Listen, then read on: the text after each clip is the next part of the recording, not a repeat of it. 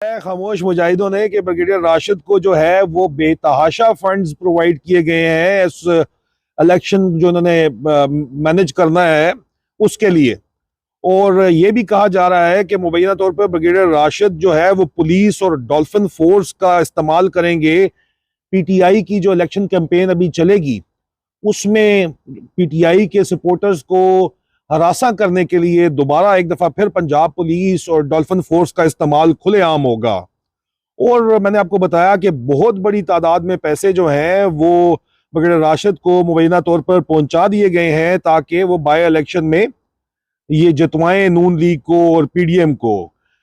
ISI sector headquarter Lahore, ISI Punjab का पूरा staff जो है वो इस एक्सरसाइज के ऊपर लगा दिया गया है। मुबैना तौर के ऊपर मुझे इत्तला ये दी गई है और बाकी तमाम चीजों को सेकंड प्रायोरिटी कर दिया गया है। ये टॉप प्रायोरिटी के ऊपर बाय इलेक्शन जो आने वाला है, आपको पता है अगले माह, उसकी मैनेजमेंट के ऊपर ये लगे हुए हैं जी।